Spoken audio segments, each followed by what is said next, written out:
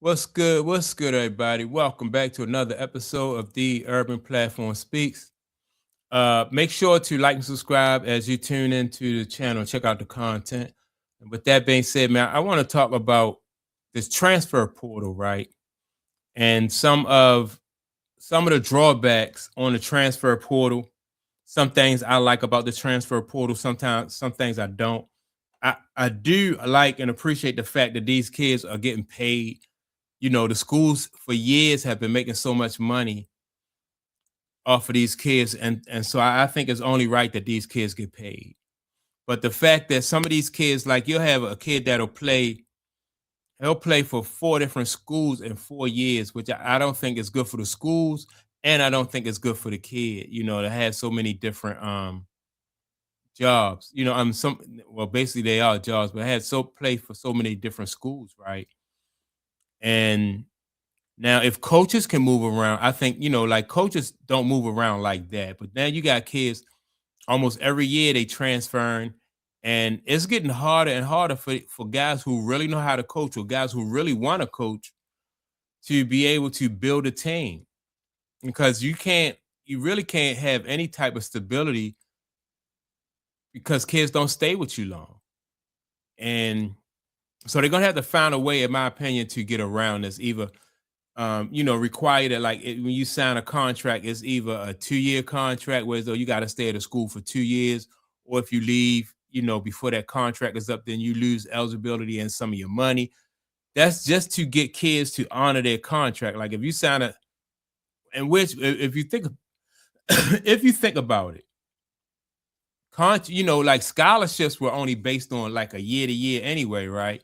So now is it a situation where now that the shoe is on the other foot, these coaches are now complaining. But it's tough. It's tough.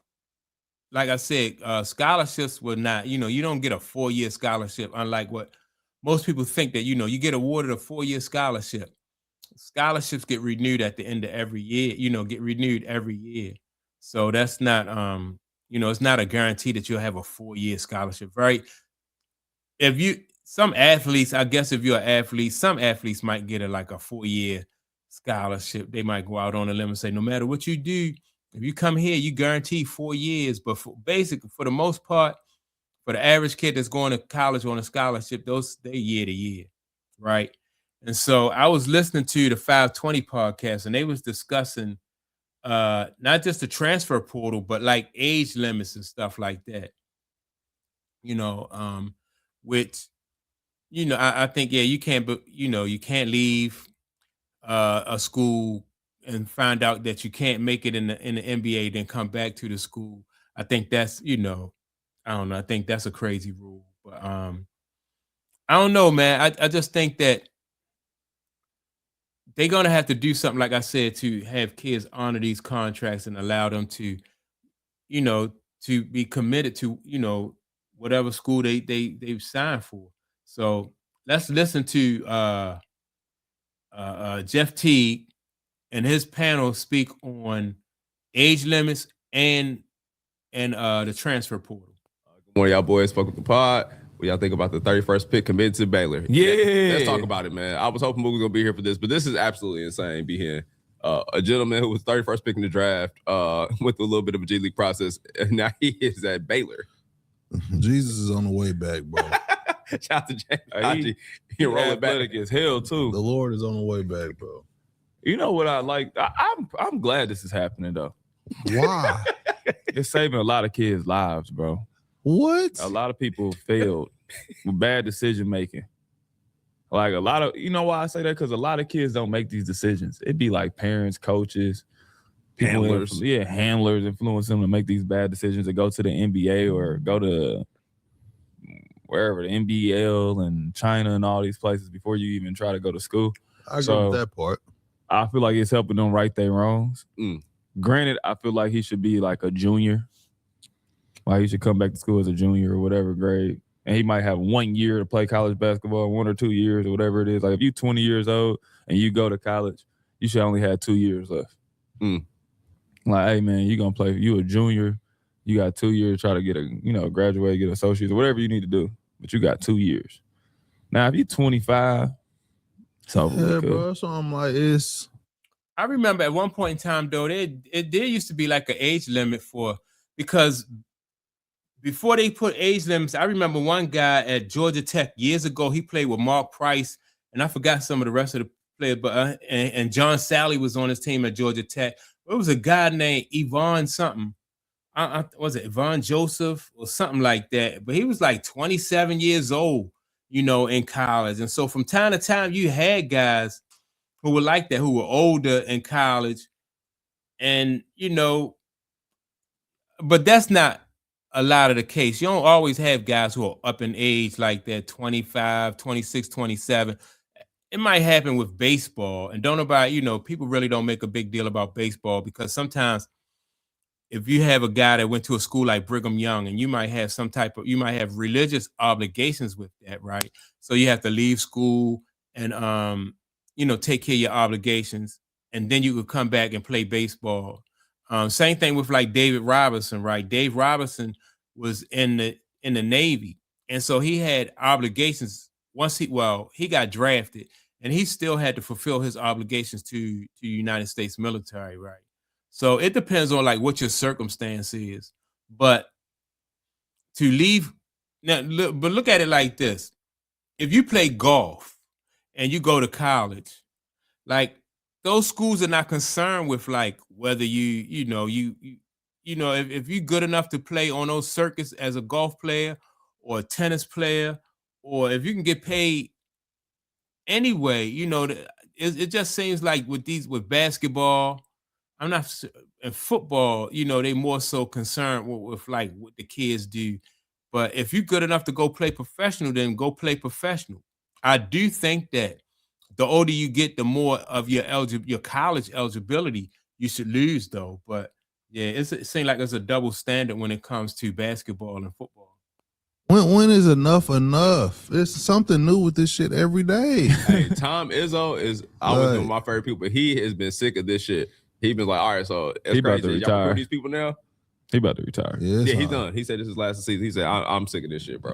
Yeah, he's out of there. And he's trying to shame coaches. They like, shame on yourself. I'm trying to win. Tom did his thing though. You can stand on your morals if you want to. He's one of the greatest coaches ever. Shout out to Izzo. So I'm with him 100%, bro. I'm with Calipari too, bro. So look, when you think about Tom Izzo, right? Tom Izzo been at Michigan State for some years. I think he took over for the guy Judd Heathcote. Judd Heathcote coached Magic Johnson, right? When Magic Johnson went to Michigan State. But like Tom Izzo is the kind of coach he's used to developing a program. He got a program all set up. So he just teach these guys how to play college basketball and how to win. But it's just a whole different dynamic when you talk about this NIL and stuff like this, and you got kids transferring in and transferring out. They don't have to, if they don't like the way Tom Izzo coached, they don't have to stick it out. They can, they can just hop up and roll out and go to another school and make money there. So I can see why this could be frustrating for somebody like Tom Izzo, John Calipari. This could be frustrating for those guys. But you got new younger coaches coming in they're going to know how to, and they're going to find ways to adapt to what's going on. And, like this NIL deals and how kids transfer and how they don't transfer. But yeah, old school coaches like Calipari and Izzo, I can see why they don't want to be a part of this. Because you can't really teach a kid how to play basketball. Because you're not with them. It's one and done was one thing, but then when you have a kid, you got kids who could just transfer in and out. It's just crazy. So, but let me get back to what Jeff and his panel was saying. That shit lame. I don't care, bro. Yeah. Fuck saving these kids' lives and all that shit. That shit bullshit, bro. You 25, I think your 24. life is already determined at 25. Yes, like I don't bro. think you can go back to college and it's gonna help you. No. Anyway. Like, just let niggas pull up. I believe like going to college and getting your degree, niggas can be 50 and graduate from college. That's beautiful. But I'm talking about playing the sport, bro. You taking money out of kids' mouths from nothing. But I'm not mad. I think you should put a cap on like the age. Like after 25, I think you shouldn't be able to play college basketball. Yes. Yeah, bro. Like if you 25 and under, even 24, I'm gonna say 24. Because you're supposed to be gone at 22. Yeah, you Oh, are yes, a graduate bro. student with a So, master's degree. Yeah. 24 and under, I feel like you should have a chance. So like if a guy made a mistake and tried to do something, like if you went to the NBA and you weren't good and you try to go back to college, that shouldn't happen. Like you shouldn't be able to go play in the NBA and then be like, hey, I was sad, but I'm only 21. Fuck with me. Let me go back to school. Yeah. So look, the thought behind that though is college athletes, like once you start getting paid to play basketball, then you're no longer considered like an amateur. You know, you now you are a professional. So that's why, like back in the day, like once you leave to go to the NBA or once you hire an agent, then you're considered a professional, and now you can't play collegiate basketball anymore, right? So that's a rule that they made up, you know, like the people in college that benefited them.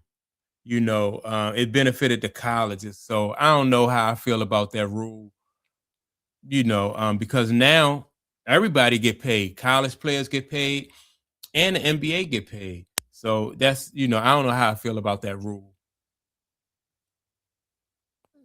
I ain't mad at it, but nah. No, that if you shouldn't happen. go back to school and get your degree. But if you come back and play, you better average 30. See, here's my thing about this. I'm nothing on you coming back to college and averaging 12. Oh God. That is gonna be the telltale because I know we got one. And that could hurt you though. Yeah, if you come back and you average less than 15, you Instead gotta of leave going school. overseas and You gotta probably leave school. getting a Yeah. run, but if you leave the Bulls and then go to Creighton and you average 12, then you never even gonna be able to come to a draft workout.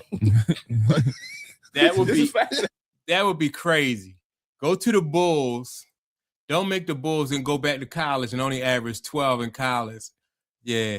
But just like I said, if they play any other sport, if you play tennis or you play golf, once you declare pro, like the school don't care either way what happens to you as far as your professional career or not. You know, and I think it should be the same way with basketball. Like some kids gonna make it, some kids not gonna make it, right? So, but don't fake like you're doing what's best for the kid, or you thinking, you know, you got the kid's best interest at heart when it is mainly about the school and how much control and how much leverage they have over these kids so they can make money off of these kids. Don't, you know, because if they was making as much money off of the kids playing tennis or the kids playing golf or volleyball, any other sport that they have at these colleges, then they'll have restrictions on them too, because it's what's best for the school, not the kids. So that's my take on it. You know, I like Izzo and I like Calipari, especially Izzo. Izzo really just is a old school throwback coach that really taught guys how to play the game of basketball. He had a program. So yeah, that's my take on it. Y'all make sure to like and subscribe to the channel. Also, don't forget to leave a comment, and I'll check you all out in the next video. Peace.